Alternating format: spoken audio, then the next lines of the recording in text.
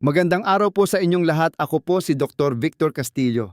Ako ay isang emergency medicine doctor na may halos 15 taong karanasan sa paghaharap sa iba't ibang sitwasyon ng buhay at kamatayan ng mga tao sa hospital bed. Sa buong nakalipas na dekada, ibinuhos ko ang aking buong puso at isip upang himayin ang kahanga-hangang koneksyon sa pagitan ng nutrisyon at ng proseso ng katawan na pagalingin ang sarili self-regeneration. Partikular kung gustong tuklasin kung paano nakikipag-ugnayan o nakikipag-usap ang mga natural na compounds mula sa pagkain sa ating mga internal biological systems upang matulungan tayong mapanatili ang pagiging bata at matatag na labanan ang mga sakit. Ngayon, nandito ako para ituro mismo sa inyo kung ano eksakto ang mahiwagang halamang ugat na ito, ibunyag ang siyentipikong dahilan kung bakit nagtataglay ito ng ganoon katinding kapangyarihan. At ang pinakamahalaga, ituturo ko sa inyo ng hakbang-hakbang kung paano ito ihanda at inumin para masimulan ninyo agad bukas ng umaga. At buong katapatan kong aaminin sa inyo. Nang una kong mabasa ang mga research reports tungkol sa espesyal na halamang ugat na ito at ang kapangyarihan nito sa stem cells, napangiti ako ng patuya at labis na nagduda. Ang instinct ko bilang isang sanay na clinical doctor ay laging panatilihing malamig ang ulo at magduda sa lahat ng mga sabi-sabi. Hindi kami naniniwala sa mahika-yumuyuko, lamang kami sa mga randomized controlled trials. Ang pinakamataas na uri ng scientific research. Humihingi kami ng pruweba ng mga biomarkers sa dugo. Hinihiling namin na ang mga resulta ay nasusukat ng mga makina at nauulit sa maraming tao. At hindi lang basta mga panandali ang uso ng body detox sa social media. Ngunit nang piliting kong maghukay sa mga world-class na medical documents, isang malaking dagok sa aking pride ang aking natagpuan. Hindi ito isang uso. Isa itong napakalupit na biological model na consistent at paulit-ulit na pinatutunayan sa iba't ibang independent medical research centers sa lahat ng age groups at sa iba't ibang populasyon. Isang sinauna, simpleng-simpleng halamang ugat na madalas lang nakakalat sa kanto ng palengke natin dito sa Pilipinas ay tahimik na gumagawa ng isang dakilang trabaho sa antas ng ating cells. Isang trabaho na dapat sana ay nakasulat ng malaki at kulay pula sa front page ng lahat ng preventive health news. Ngunit nakakalungkot na nabaon ito sa ilalim ng makakapal na alikabok ng mga nakakabagot na academic journals na hindi naman binabasa ng mga ordinaryong tao. Bago ko pangalanan ang mahiwagang halamang ugat na iyon, mangyari po sanang huminto muna kayo sandali. May hihilingin sana akong maliit na pabor. Nakikita ko po sa mga mensahe at komento mula sa mga nanonood ng aking mga videos na hindi nila napapansin na hindi pa pala sila nakasubscribe sa channel. Pwede po bang pakicheck ninyo ngayon kung nakasubscribe na kayo? Libre lang po ito, aabutin lang ng 2 segundo at malaki ang maitutulong nito upang makarating ang channel na ito sa mas maraming Pilipinong tulad ninyo na naghahanap ng totoong impormasyon sa kalusugan na nakabase sa siyensya. Bago ko ibunyag ang pangalan ng mahiwagang halamang ugat na ito, bigyan niyo po ako ng pagkakataong ipaliwanag sa inyo ang pinakamalawak na pananaw tungkol sa stem cells. Dahil kung hindi ninyo naiintindihan ang tunay na kalikasan ng stem cells, ang pagbabasa ng napakaraming medical research tungkol sa halamang ugat na ito ay magiging parang pag-uusap ng bingi at pipi at hindi ninyo makikita ang luhika nito. Ipikit po ninyo ang inyong mga mata at i-imagine ninyo ang inyong katawan ay hindi isang blok ng karne na walang buhay. Isa itong higanteng mega city na napaka-busy maingay at laging nasa proseso ng paggiba at paggawa ng bago. Sa mega city na iyon, bawat segundo ang mga kalsada blood vessels o ugat ng dugo ay nagkakakrak dahil sa pressure. Ang mga tubo ng tubig, intestines o bituka ay nabubulok dahil sa digestive acid at ang mga matataas na gusali tulad ng atay, kidney, puso ay nagsisimulang magkaroon ng mga lamat sa istruktura dahil sa pagtanda at sa paninira ng free radicals. At para iligtas ang gumuguhong syudad na iyon, gabi-gabi tuwing kayo ay nakakatulog na nagbigay ang may kapal ng isang himala. Isang grupo ng magagaling na maintenance workers na may kumpletong kagamitan ang mabilis nakakalat sa bawat sulok at eskinita ng inyong katawan. May hawak silang flashlight para suriin ang bawat milimetro ng sira at agad-agad silang maglalagari, magtatagpi at magbubuhos ng semento para ayusin ang lahat. Ang mga dakila at walang pagod na manggagawang iyon, mga tito at tita, ay walang iba kundi ang inyong mga stem cells. Ngunit kapag tumuntong na kayo sa edad na 65, ang mga research studies na gumagamit ng teknolohiyang flow cytometry, isang napaka-advanced na laboratory technique na kayang magbilang ng bawat partikular na grupo ng cells na lumalangoy sa dugo ng may napakataas na accuracy, ay naglabas ng numerong gumulat sa medical world. Ang dami ng stem cells na umiikot sa dugo ng halos lahat ng matatanda ay sumingaw o nawala ng 50 hanggang 70%, kumpara noong sila ay 35 anyos na kabataan pa lang. Kalahati hanggang 2/3 ng inyong mga manggagawa na nag-aayos ng inyong buhay ang natanggal na sa trabaho at tuluyan nang nawala. Kaya naman pala napapansin ninyong mabilis kayong tumanda, ang simpleng gasgas ay inaabot ng 1 buwan bago magpeklat at ang simpleng sipon ay nagpapabagsak sa inyo ng 1 buong linggo na halos hindi kayo makabangon. Pero pakiusap, makinig po kayong mabuti sa sasabihin ko ngayon din. Ang 70% na pagbagsak na iyon ay hindi isang panghabambuhay na sentensya na hindi na mababago. Hindi ito ang katapusan. Isa lamang itong physiological state o kondisyon ng katawan na humina. At dahil isa lang itong kondisyon, kaya pa itong baligtarin, pwedeng baguhin at pwedeng punuin ulit. Ito na ang oras para sumabog ang ating kwento at ang tagapagligtas na nagngangalang beetroot o chiu dendo sa atin ay madalas tinatawag ding sugar beet o beet ay opisyal ng lalabas sa liwanag. Tama po kayo. Ang beetroot may scientific name na Beta vulgaris, ang halamang ugat na kulay dark red na parang dugo na madalas hinihiwa lang ng manipis ng marami sa ating mga Pilipino para pakuluan at ipahigop ang sabaw sa mga sanggol o hindi pinapansin at isinasantabi lang sa salad dahil sa amoy nitong parang lupa. Ang murang halamang ugat na yon ay isa palang kaban ng yaman na naglalaman ng napakagandang kombinasyon ng mga molecular compounds na lumilikha ng biological na himala. Hindi sila gumagana ng basta-basta lang. Ang mga katas sa beetroot ay direktang tumatagos sa cell, nagpapagana sa mga biological pathways para sampalin ng direkta ang inyong bone marrow, ubod ng buto at mag-utos. Gising-gising na agad. Kailangan nating gumawa ng mas maraming stem cells ngayon din. At kasabay nito, kinokontrol nito ang mga bagong gawang stem cells. Lumabas na kayo agad sa ugat ng dugo, umikot na kayo at magsimula na kayong mag-repair ng katawan. I-imagine ninyo ang mga stem cells maintenance workers ay nakaupo lang naghihikab sa tabi ng telepono na hindi tumutunog, naghihintay na may tumawag sa kanila para magtrabaho. At ang beetroot ang nagsisilbing makapangyarihang manager na nag-aangat ng telepono at tumatawag ng sabay-sabay sa 3 magkakaibang emergency hotlines para pilitin silang kumilos. Mga tito at tita, narito ang mga whispers o mga malalalim na clinical tips na nakuha mula sa aking pawis at dugo mula sa halos 15 taon kung pagpapakahirap sa emergency medicine at pagkonsulta sa mga pasyente. Ito mismo ang mga payo galing sa puso ko na inilalagay ko lang sa mga kamay ng mga pasyenteng seryoso at uhaw na gamitin ang paraang ito para dugtungan ang kanilang buhay. Malalim na tip, i-adjust ang inyong orasan. Subukang i-timing ang pag-inom ng beetroot juice, mga 60 hanggang 70 minuto. Bago kayo magsimulang mag-ehersisyo o maglakad-lakad tuwing umaga. Bakit? Dahil ang pinakamataas na peak ng paglabas ng nitric oxide na nagpapabuka ng ugat ng dugo mula sa nitrate ng beetroot sa inyong tiyan ay nangyayari eksaktong 60 hanggang 70 minuto pagkatapos ninyo itong lunukin.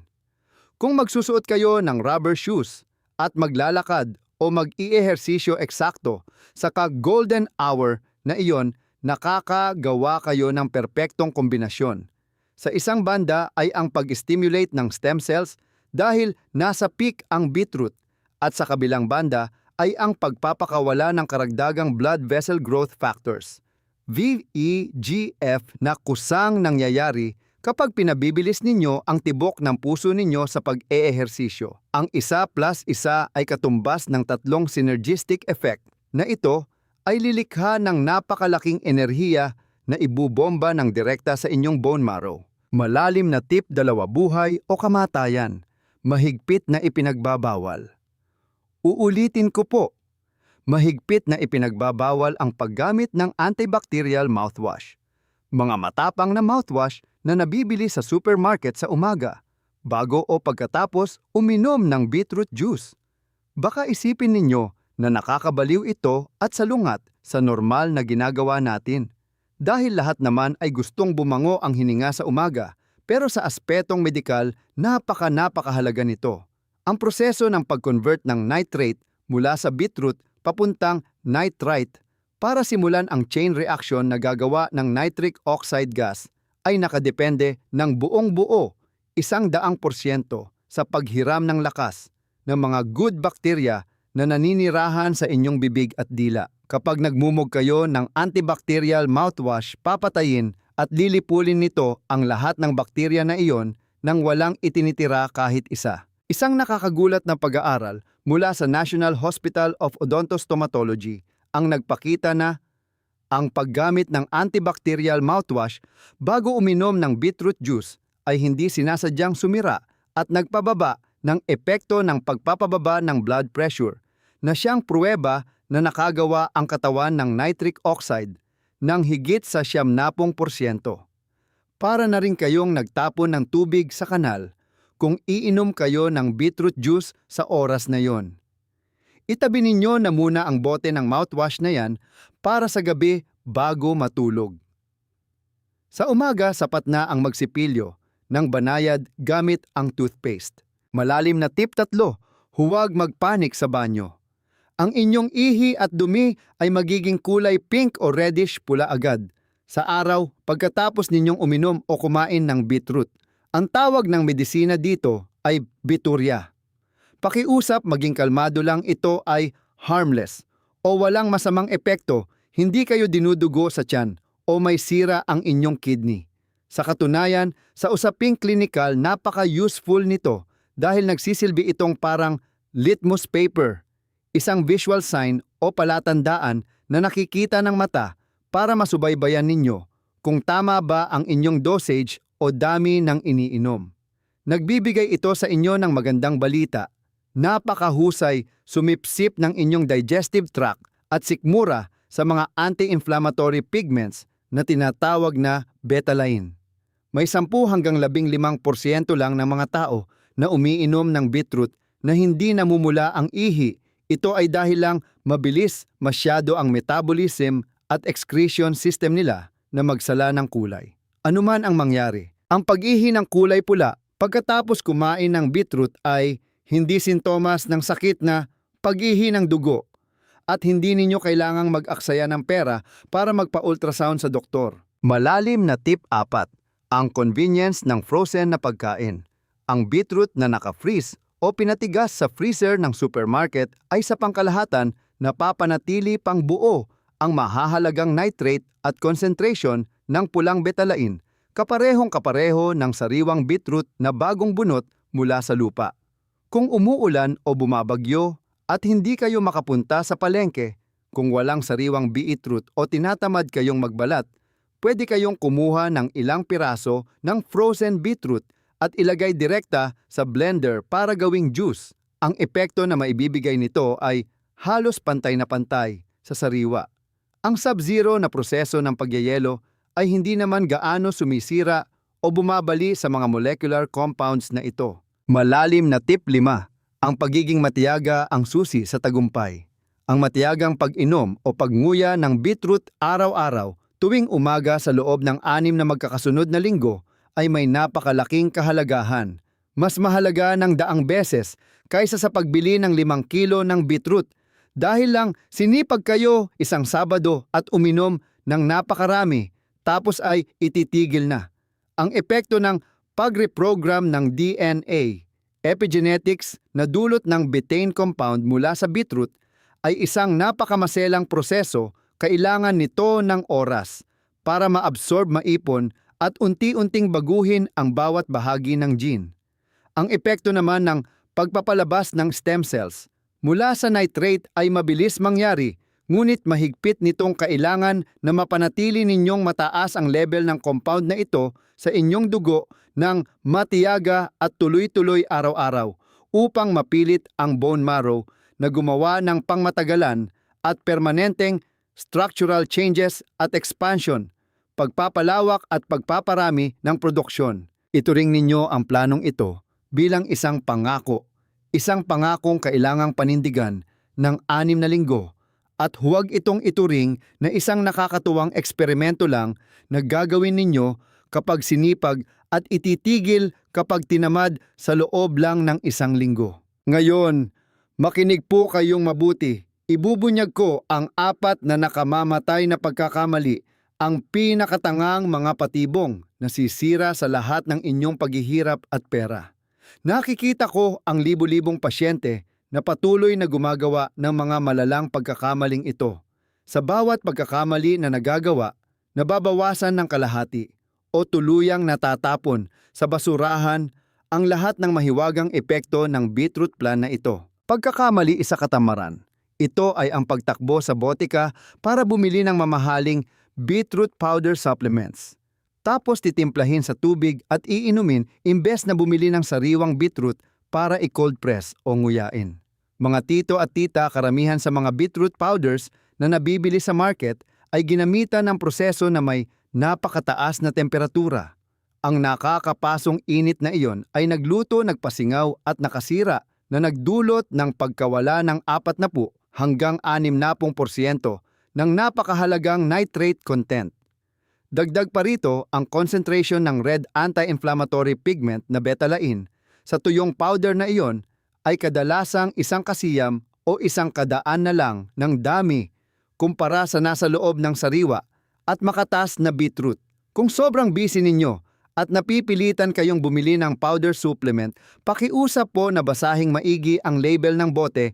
Hanapin ninyo ang nakasulat na freeze-dried extracted by cold-pressed method. At dapat may malinaw na nakalagay ang standard nitrate content. Ilang milligrams. Huwag bibili ng mga hindi malinaw na produkto. Pero para tapusin ang usapang ito bilang isang doktor, ang payo ko ay ang fresh na pagkain o sariwang gulay mula sa lupa ang palaging hari, ang una pinakamura at pinakamagandang piliin. Pagkakamali 2. Paggamit ng antibacterial mouthwash ng napakaaga sa umaga. Sumigaw na ako ng babala tungkol dito sa malalim na tip kanina, pero kailangan ko itong isama rito at ulitin dahil isa itong malaking kasalanan. Dahil karamihan sa ating mga lolo at lola ay hindi iniintindi ang biological mechanism. Ang maaanghang na mouthwash na yon, kahit ano pang kulay niyan tulad ng Listerine, ay hindi lang basta pampabango ng hininga. Ang mga kemikal na nasa mouthwash na iyan ay parang bomba. Kapag inilagay ninyo sa bibig, papatayin at lilipulin ng walang ititira ang buong ecosystem ng mga good and specific bacteria na naninirahan sa pagitan ng inyong mga ngipin. Mga bakterya na sa pilitang kailangan para haluin at i-convert ang nitrate mula sa beetroot papunta sa nitric oxide. Kung mag-mouthwash kayo tapos iinom ng beetroot juice, para na rin kayong nag-suicide pagdating sa nutrisyon. Tigilan ninyo na agad ang ugaling iyan at ilipat ang paggamit ng antibacterial mouthwash sa gabi bago matulog. Sa umaga, sapat na ang banayad na pagsisipilyo. Pagkakamali 3, ang impatience syndrome o labis na pagmamadali. Ito ay ang ugaling. Gusto agad makita ang resulta na parang hari sa loob lang ng 3 hanggang 5 araw na pag-inom. Tapos kapag hindi nawala ang sakit sa kasukasuan, ay madidisappoint, magagalit at susuko.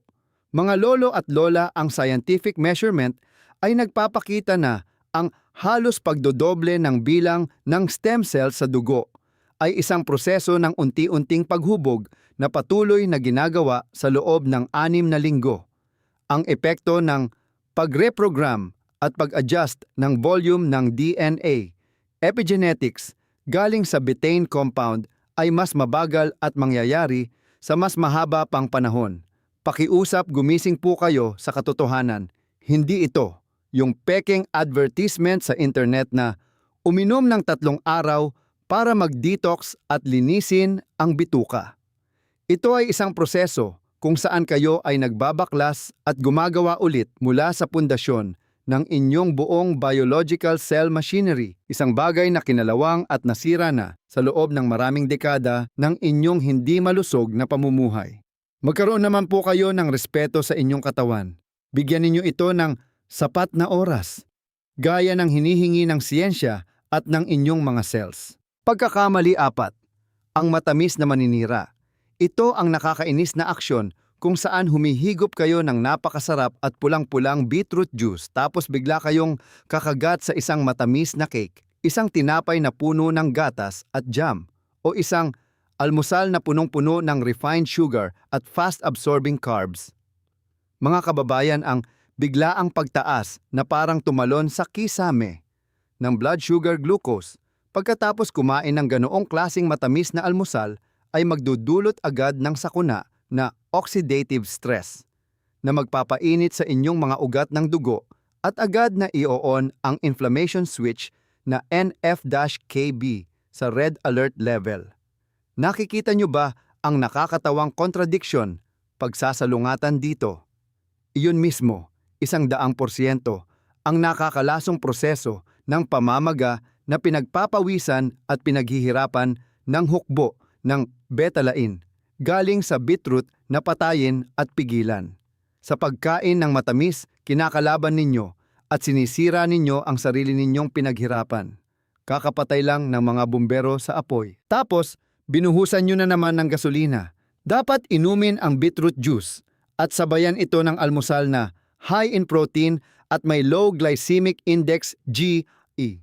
Halimbawa, nilagang itlog, isang maliit na baso ng malapot na unsweetened Greek yogurt, isang mangkok ng plain na oatmeal, walang asukal o isang dakok ng cashews o almonds.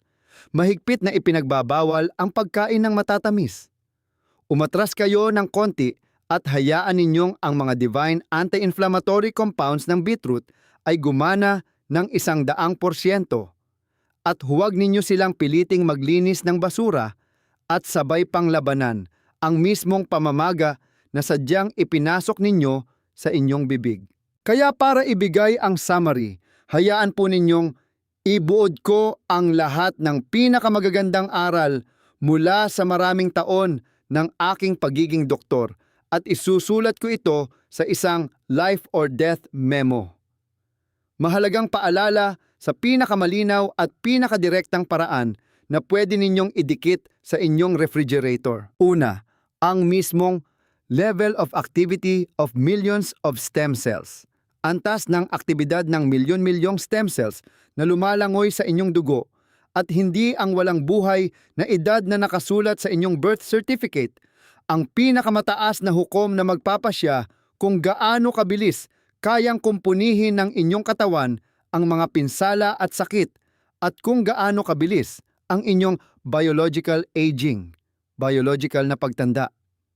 Ang bilang ng mga stem cells na builders o tagapagtayo na ito sa halos lahat ng matatanda ay sumingaw na at bumaba ng malala mula 50% hanggang 70% pagtuntong ninyo sa edad na 65. Gayunpaman, pakiusap, itanim ninyo ito sa inyong isipan. Ang malupit na pagbabang ito ay hindi isang nakapakong-pako na hindi na mabubunot at hindi na mababaligtad. Pangalawa, ang murang halamang ugat na tinatawag na beetroot ay mahimalang gumagana sa pamamagitan ng 3 biological highways na sabay-sabay umaatake. Highway 1, ang natural na nitrate mula sa pagkain ng beetroot ay mag-o-on sa enzyme na ENOS. At dahil dito, iipunin at papalabasin nito ang mga stem cells na nagtatago sa bone marrow para pumunta sa dugo at magtrabaho. Highway 2. Ang red anti-inflammatory pigment na betalain ay agad na igagapos at pipigilin ang nakakalasong inflammation chain reaction na NF-kB, ang numero 1 kalaban na gumugulo at nagpapahina sa repair function ng stem cells. Highway 3. Ang betaine molecule ay tutulong sa DNA methylation cycle, isang mahalagang proseso na kailangan para i-reprogram at ibalik ang napakalusog na epigenetic expression ng mga genes na may pananagutan sa pag-renew at pagpapabata ng stem cells. Pangatlo, matibay na ebidensya mula sa laboratorio. Ang clinical research mula sa prestihiyosong Hanoi Medical University ay nakasukat at nagpakita ng napakalaking 37% na pagtaas ng CD34 plus progenitor stem cells na umiikot at lumalangoy sa dugo pagkatapos lamang ng eksaktong 6 na linggong pagpapainom ng regular sa pasyente ng 100 at 40 mililitro hanggang 200 at 50 mililitro na beetroot juice araw-araw. Pakiusap ito ay isang malaking biological change na kayang sukatin ng mga makina at kinumpirma ng mga doktor mismo sa mga laboratory test results. Hindi po ito gawa-gawa lang. Pang-4. Ilagay sa bulsa ang Regeneration Morning Protocol. Plano sa umaga para bumata uminom ng 100 at 40 mililitro hanggang 200 at 50 mililitro na cold-pressed red beetroot juice sa oras na walang laman ang tiyan, pagkagising na pagkagising. O kung gusto ninyong nguyain kumain ng 200 gramo ng buong beetroot na bahagyang ni steam o hiniwang manipis para kainin ng hilaw. Pagkatapos nito, i-enjoy ninyo ang 1 tasa ng green tea na tinimpla sa 80 degree Celsius, 175 degree Fahrenheit at patakan ng kaunting sariwang lemon o kalamansi. Sa inyong mga meals sa buong linggo, idagdag ng matalino ang dinurog na flax seeds, lutong lentils, monggo o patani, at wild-caught salmon o tamban tulingan bangus, minsan sa 1 linggo. Pang-5, isang napakahalagang rule. Para mabuhay mahigpit na ipinagbabawal ang paggamit ng maanghang at kulay blue o red na antibacterial mouthwash sa umaga, pagkagising, papatayin at lilipulin nito nang walang ititira ang lahat ng uri ng bakterya sa bibig na sobrang kailangan ang mga kargador na nagko-convert ng nitrate. Pagkatapos mag-mouthwash, parang itinapon ninyo rin sa inidoro ang halos lahat ng mahiwagang benepisyo sa pagpapabuka ng ugat na dulot ng nitric oxide. Pang-6, lumayo na parang umiiwas sa masamang espiritu sa 4 na tangang pagkakamali isa. Paggamit ng industrially processed beetroot powder na dumaan sa high temperature treatment, sunog na lahat ng nutrients. 2, paggamit ng antibacterial mouthwash sa umaga. 3, labis na pagmamadali. Umasa ng resulta na parang bumata agad sa loob lang ng 3 araw imbes na maghintay ng matiyaga ng 6 na linggo. 4 na pagsasabay ng pag-inom ng beetroot juice at ng almusal na punong-puno ng refined sugar, matamis na kakanin at siupaw.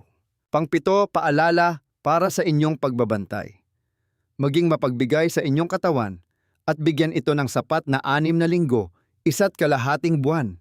Sa loob ng 6 na linggo na iyon, makinig sa sarili maging sarili ninyong doktor at bantayang maigi ang inyong energy level at flexibility, lakas at kadalian ng paggalaw ng inyong mga binti at ang bilis ng pagkawala ng sakit at pag-recover.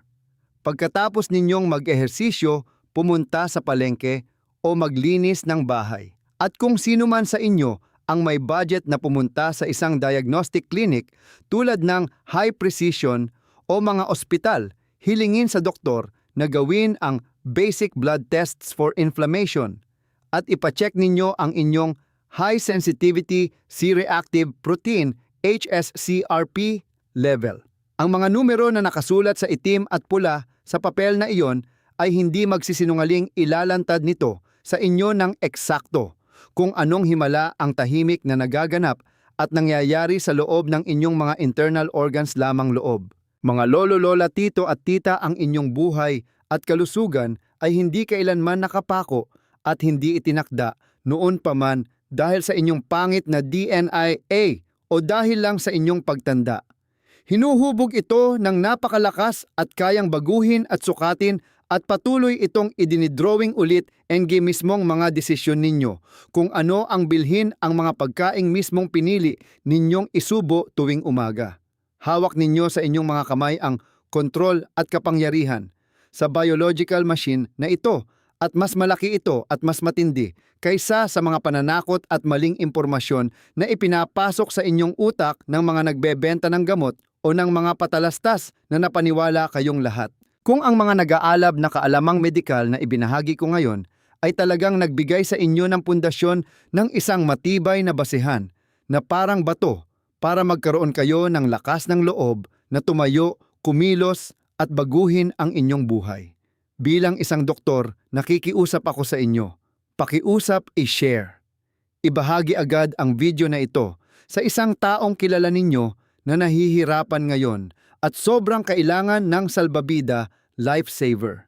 Maaaring ito ay ang inyong mga matatandang magulang sa probinsya, ang inyong asawa na nakangiwi dahil sa sakit sa kasukasuan o isang matalik na kaibigan na na-brainwash na ng kasinungalingan na ang panghihina ng buto at pagkasira ng kalusugan ay normal lang na mangyari kapag tumatanda at dapat mo na lang tanggapin.